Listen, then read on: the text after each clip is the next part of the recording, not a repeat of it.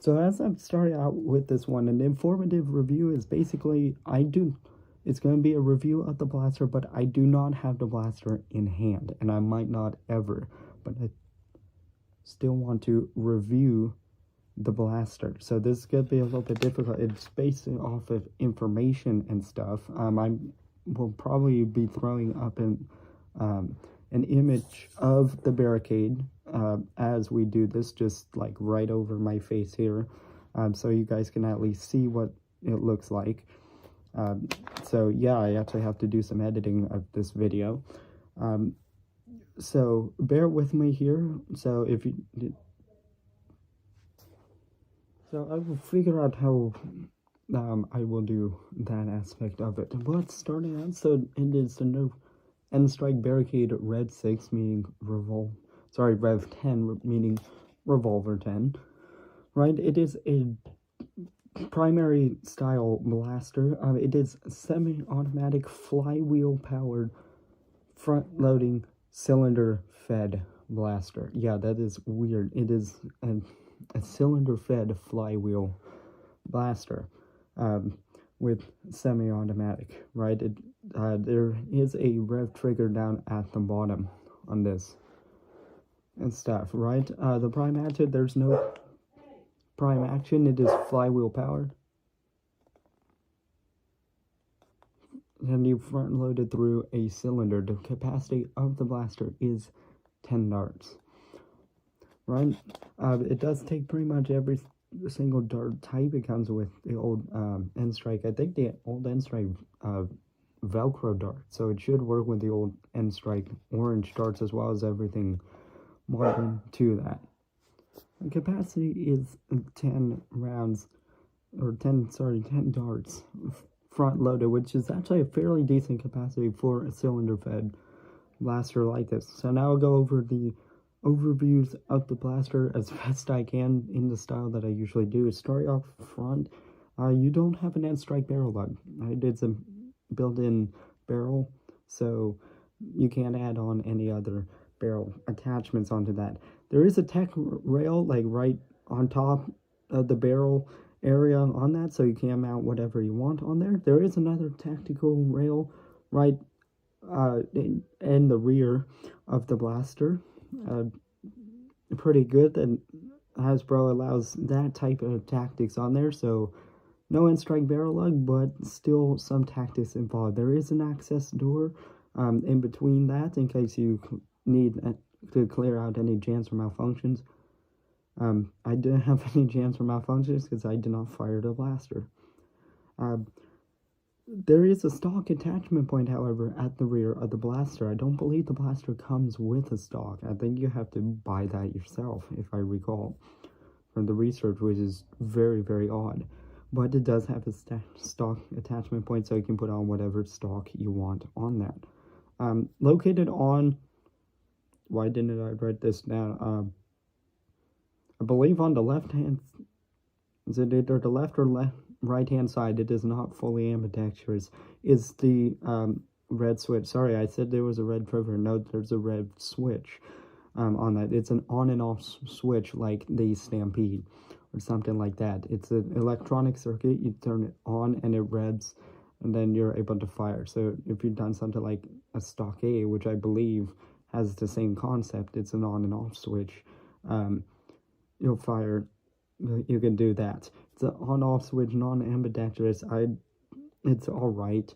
I haven't used really a rev trigger, but it's all right. If you want to hear that noise every time that you turn it on, getting ready to fire, I guess so.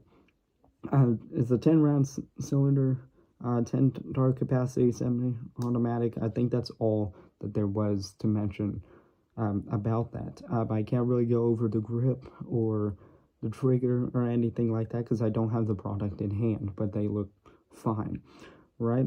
So basically my comments before I get into firing analysis, all of that stuff, a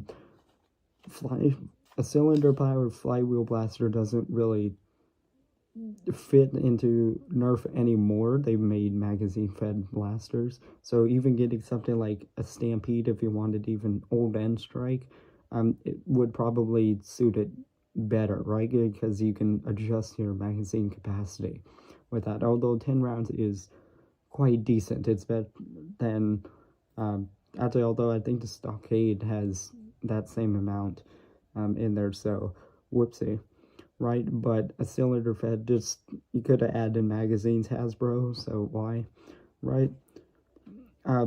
There's limited customization, but it does have 2 tactical rails and a stock attachment point. Pretty cool. That one, the on-off switch, that's kind of subjective.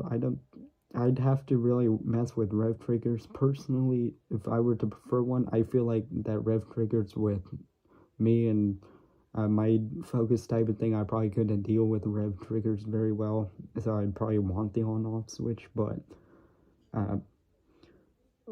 I'd have to mess with some rev triggers, so it's a pro and a con on that one. Again, I don't have the product in hand, so take this information as you will, kind of with a grain of salt, but I'm putting down as much objective information as possible. Again, it is pre-Elite. This is in the old N-Strike series.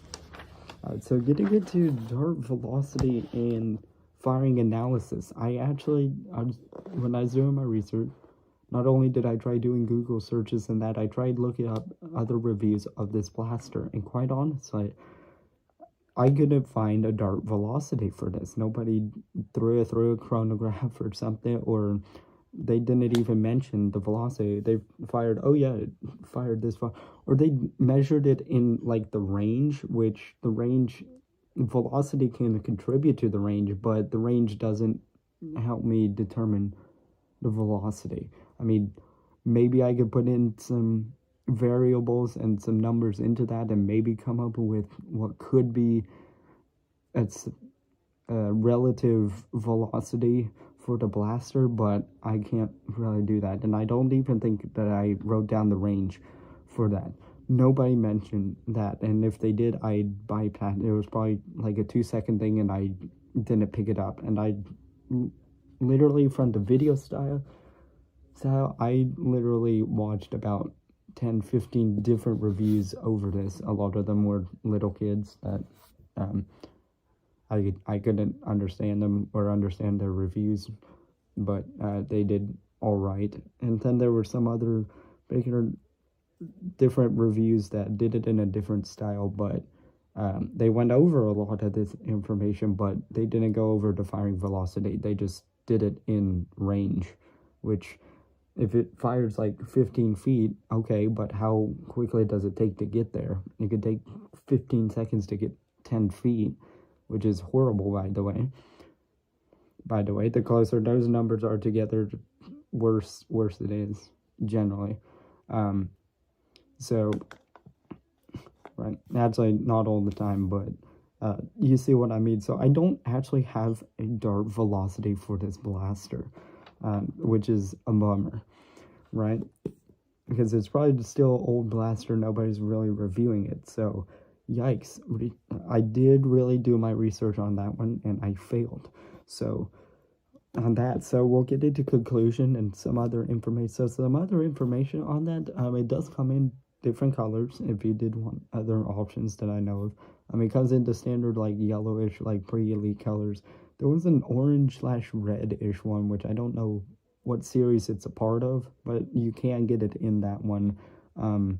And I don't know if it's in any other series types that I know of. Those were the only 2 barricades that I noticed on this one. It is discontinued from the market, obviously, because it's pre-elite and it's been replaced by the Stockade, and even the Stockade is discontinued.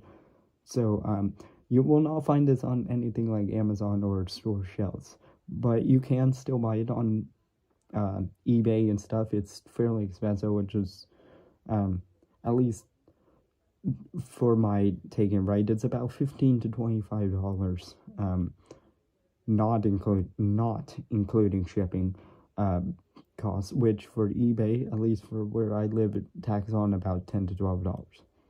So it's about $30-$40 for a blaster that I'm probably going to not want when there's a superior option, right?